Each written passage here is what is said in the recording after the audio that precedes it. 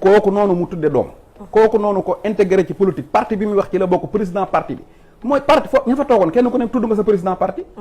kenn ku ne moom mu ñëw na nga wute tudd président parti xaw ma ndax seetlu ngeen aussi article 13 nee na la coalition a une vocation durable.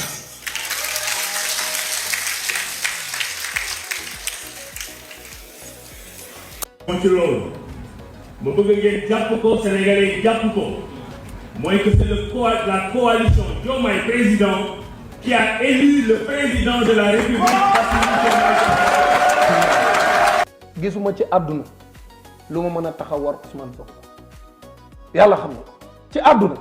lu ma mën a taxaw war man Dame Mbodj Ousmane Sonko amul. gore ñu dekkil ko fii Sénégal parce que dem nañu ko xàmmeetuñu Sénégal c'est-à-dire la contre-valeur la plus partagée au Sénégal aujourd'hui mooy la trahison. Si on me disait en qui tu as confiance le plus dans cette salle, je dirais c'est les 4 femmes là. Parce que je sais qu'elles trahiront. salaamaaleykum waa Sénégal salaamaaleykum waa àdduna maa ngi leen di dalal jàmm seen chaîne YouTube SS 221 mbokk yi bala ñoo commencé maa ngi lay ñaan abonne-toi à la chaîne si c'est pas encore fait après l'abonnement mets-moi un like parce que moi may permettre à ce que YouTube algorithme YouTube bi mën a jël vidéo bi présenté ko ay nit yu bëri après ça partagez ma vidéo bi soo jàppee ne liñ ciy wax mën na jariñ keneen ku dul yow soo paree nag le plus important mooy commentaire yi foofu laay xaar sa avis parce que moo may permettre ma mën a xam ba xam est-ce que vraiment vidéo yi ñuy def ak sujet yi ñu nekk di débattre est-ce que yéen seen avis lan la si comme ça ñu mën si waxtaan ensemble. Donc sans plus tarder dañuy dugg directement dans le vif du sujet let's go guys. Okay, let's go. alors gars yi yéen a ko gisandoo donc nuyuwaat ñëpp jaarat ñëpp di baalu ñëpp ak ci koor gi di baal ñëpp ak alors gars yi gis ngeen ko c'est acté ñu ngi doon wax entre le premier ministre Ousmane Sonko ak son président de la République Bassirou Diomaye Faye amoon na ay ñagas-ñagas amoon na ay problème mais là c'est bon am na nag ñu si doon douter am na ñu doon wax ne non mënta ne stratégie la est-ce que mais là je pense que c'est bon là amatul l'ombre d'un doute diggante ñaari xarit yi am na problème c'est sûr et certain et que malheureusement lii seen problème mooy ay ambition politique malheureusement moo indi problème seen diggante. alors gars yi ñun nag comme d'habitude ni ñu koy defee vidéo yi à chaque fois ñun dañ koy tourner ci côté valeur donc ñun histoire politique bi problème sociétal yi lu mën di ñëw ñun dañuy xool dëppale ko ak ñun suñu ay valeurs yi nga xam ne moom lañu suñu maam yu bàyyi woon loolu lañu suñu parents yi yaree. est-ce que par exemple fait yi nekk di am nii ñu koy gis ci politique bi seen politique bi ci leneen ak ci lu mën di doon sport et cetera est-ce que dëppoo na ñun ak suñu ay valeurs li ci nit ñi di def li ci nit ñi di wax est-ce que dëppoo na ak suñu ay valeurs donc ñun ci côté boobu la ñuy gën a centrer suñu analyse di leen ci xaar aussi ci commentaire yi ngeen wax ñu ci seen xalaat. alors gars yi ku ne xam na ne tey jii président Diomaye Faye il est le président de la République de tous les Sénégalais mais nag effectivement xëy doon président de la République dafa am fu mu jaar. te fi mu jaar ba nekk président de la République bu doon yoon bi 100 la mën nañ ne le premier ministre Ousmane Sonko a joué les 95%. 95% le premier ministre Ousmane Sonko moom moo ko joué. alors tey nag egsi nañ ba si li tubaab naan la croisée des chemins c'est-à-dire fu ay yoon dajee ay yoon di tàqalikoo donc mu mel ne ay ambition politique tax na ñoom ñaar neexootuñu vraiment neexootuñu. te bu leen fàtte ne suñu président de la République toog na pale wax ne su fekkoon ni dem nañ ba politique war koo booleeg xaritam bii di Ousmane Sonko day bàyyi politique bi continuer di jàpp xaritam waaye du mës a bàyyi xaritam ndax politique. tey nag li ñuy gis muy nekk di dem nii boo moytuwul ci contraire bi la ñuy yóbbu mooy dina bàyyi xaritam jàpp politique. alors ay mbir nag wax nañ ko ci sujet yi wax ji bëri na ku nekk yaa ngi gën di wax léegi nag. li fi am lenn kese la on est face à deux situations on a le parti PASTEF d'un côté on a la coalition Diomaye président de l'autre côté am na ñu ne la coalition Diomaye président moo fal président Diomaye Faye am na ñu ko wax ku mel ni kii. ci loolu ma bëgg ngeen jàpp ko sénégalais jàpp ko mooy que c'est la coalition Diomaye président qui a élu le président de la République. Ça, c'est l'histoire du Sénégal, c'est l'histoire de notre pays, et personne ne pourra la réécrire. ñoo ko déggandoo gars yi nee na coalition Diomaye président ñoo fal le président de la République Diomaye Faye kenn ku nekk nag am nga ci sa avis mais man sama avis personnel mooy oui la coalition Diomaye président bokk na ci ñi fal président Diomaye Faye mais le président Diomaye Faye pour man comme li ma waxoon sànq samay début wax 95% ci élection am 95% ci li ko élire ci bopp réew mi Ousmane Sonko la personne d'Ousmane Sonko même pas ça ay parti Pastef mais la personne d'Ousmane Sonko jàpp naa ne à 95% moo élire le président Diomaye Faye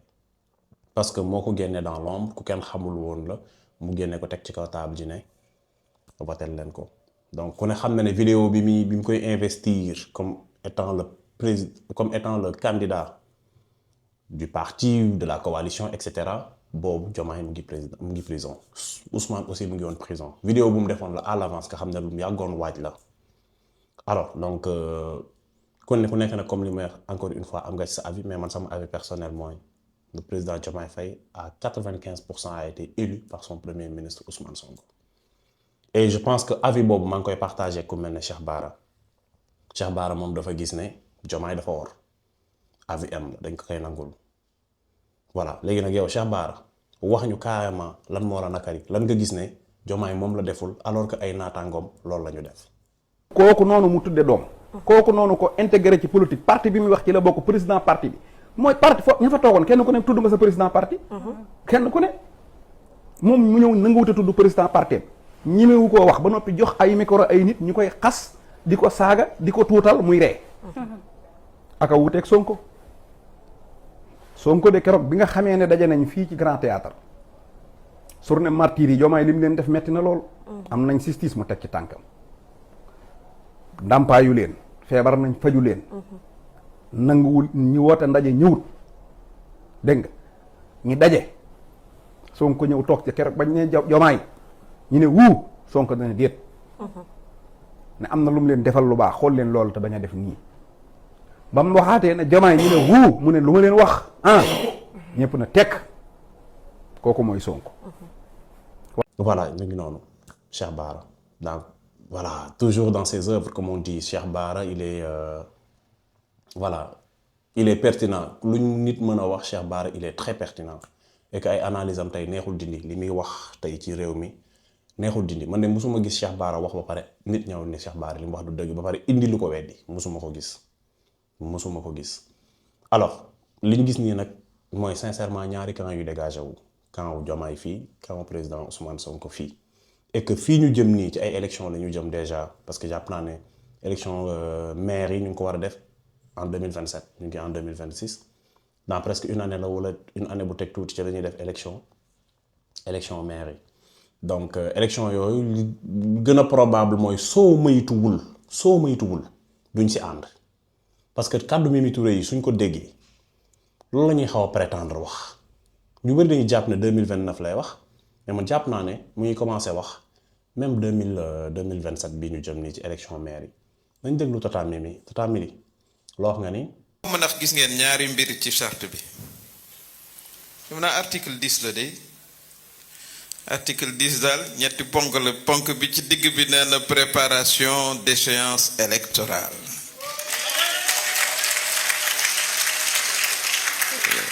xaw ma ndax seetlu ngeen aussi article 13 nee na la coalition a une vocation durable.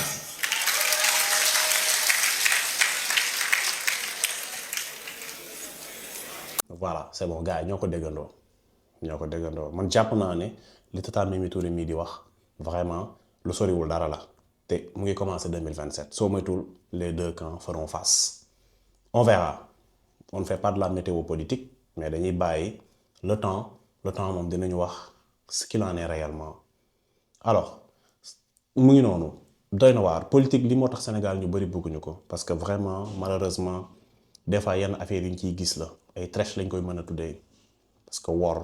baatu wor da ciy bari lu mu ciy génn baatu trahison baatu wax lu demeewul noonu damay bañ a tudd kàddu gi ak koor gi voilà donc mu nekk may mbir yoo xam ne mbir yu doy waar la mais nag dañuy am espoir que peut-être les choses vont bien aller on ne sait pas peut-être d'ici ci kanam tuuti ay amélioration dina si am ay nit yu si war a wax dinañ si wax xëy na peut-être yu mel noonu dañuy am espoir que ni dina am alors lii suñu problème nag mooy espoir boobu noonu boo moytuwul dina xaw a métti pour mu am de su ma dégloo kàddu Cheikh Yérim Seck kàddu mi nii su ma ko dégloo daf may tiital je me dis que ni kon peut-être lépp bluff la woon depuis le début wala nu mu demee est-ce que Cheikh Yérim dafa juum ci analyse am je sais pas mais nañ ko déglu moom Cheikh Yérim ñu dellu si waat kaay. mais jàpp ni Diomaye mooy Sonko mooy Diomaye loolu c'est de la tricherie c'est de l'escroquerie intellectuelle mënta dem comprendre nga voilà léegi nag li fi des mooy. aujourd'hui Diomaye du Sonko du Diomaye. non Diomaye mosta nekk Sonko mosta nekk Diomaye. comment ça il y avait une fusion. non Diomaye mosta nekk Sonko mosta nekk Diomaye. ah foo teg loolu. Diomaye xam nga ni Diomaye mosta nekk candidat Sonko quand même. waaw loolu xam nga ko koy wax de. non amul ñu koy wax c'est de l'histoire Diomaye mosta Sonko bu pexeem sotti woon moom day nekk candidat Karim Wade nekk candidat ñu pousse élection yi. faut pas se leurrer xam nga aussi bu ñu nax nit ñi. pour 2 ans. Diomaye mosta nekk Sonko Diomaye mosta nekk candidat wu Sonko. voilà sama gars yi mu ngi noonu ñoo ko déggandoo Cheikh Yérim li mu wax doy na waar trop doy na waar trop. alors dafa mel na nag le président Ousmane Sonko moom xawoon na xam ne politique wor daf ciy bëri waaw dafa mel ne moom xamoon na ne wor luy bëri ci politique la. d'ailleurs en 2019 defoon na benn sortie boo xam ne même le président Diomaye était à côté de lui waxoon na lii. gore ñu dekkil ko fii Sénégal parce que dem nañu ko xàmmeetuñu Sénégal c'est-à-dire la contre-valeur la plus partagée au Sénégal aujourd'hui mooy la trahison groupe bu ànd ku nekk ngi surveiller nga ca des personne ne peut faire confiance à personne. Et ça c'est dramatique parce que j'ai tendance à dire que suñu société amul société bu gën a théoriser les valeurs kenn ku ne ci ñun bi nga nekkee xale ba léegi les notions de jom fulla kóllëre ngor gore etc. on a grandi avec ça mais concrètement qu'est-ce qu'on en fait sur le terrain? Absolument rien. kuñ ci proposer tuuti rek mu ñàkk sago ci saa si. Et c'est extrêmement grave parce que réew bu mus a avancer sur des contre-valeurs musul am naxante ak naxaate wax lu dul dëgg diggee loo mënul waraate musul développer am réew su nga tubaab yi ñuy wax naam nee nañu amuñu diine ñun ñoo ko am et cetera mais sooy dem seen dëkk di leen xool di nga xam ni valeur yi diine doon wax lépp ñoom ñu ngi koy essayer appliquer li benn imam égyptien waxoon ne bi ma fa demee ay yéefar yor jikko jullit laa gis ñun ñu ay jullit. et voilà gars yi ñoo ko déggandoo mais nag bon réew mi aussi ku ne xam na ne ay góor a fi nekk ak ay jigéen le premier ministre Ousmane Sonko nag moom bi mu demee di sargal jigéen ñi d'ailleurs loolu la ñu waroon commencer di sargal toutes les femmes du monde ci le 8 mars bi ñu génn. di ñaanal jigéen yépp nga xam ne ñooy suñuy yaay ñooy suñuy soxna ñooy suñuy sœur ñooy suñu lépp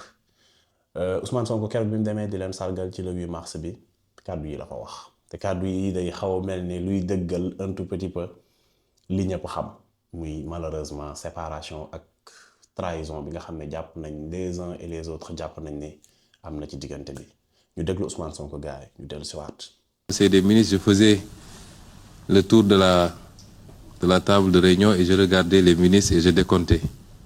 Bon, on a je crois 5 femmes, n'est-ce pas Marie-Rose? 4 femmes. Et je décomptais, je me disais bizarrement, Si on me disait en qui tu as confiance le plus dans cette salle-là, je dirais c'est les 4 femmes-là. Parce que je sais qu'elles trahiront. Parce que je sais qu'elles trahiront jamais. Elles sont fidèles et loyales dans les relations. Voilà. Donc di sargalaat jigéen ñi bu baax a baax di leen féliciter waat encore une fois ci source de vie bu ñu nekk jigéen nga xam ne mooy àdduna mooy lépp. Alors gars yi am na ñoo xam ne nag dañoo àndoon ak Ousmane Sonko ci ay combat de principe ñoom nee nañ duñ mës a wor te am na nit yu mel noonu am na nit ñoo xam ne ba àdduna di tukki duñu wor de toute leur vie duñu wor. Donc loolu kenn ci ñoom bokk na ci Dame Mbodj moom nee na amul ci kaw suuf ku mën a tax mu war Ousmane Sonko amul. Dame nga ni man gisuma ci àdduna lu ma mën a taxaw war Ousmane Sonko yàlla xam na ko ci àdduna lu ma mën a taxaw war man Dame Mbodj Ousmane Sonko amul ci ku ma xam loola laa leen tontu ñoom man leen ci àdduna nag laa wax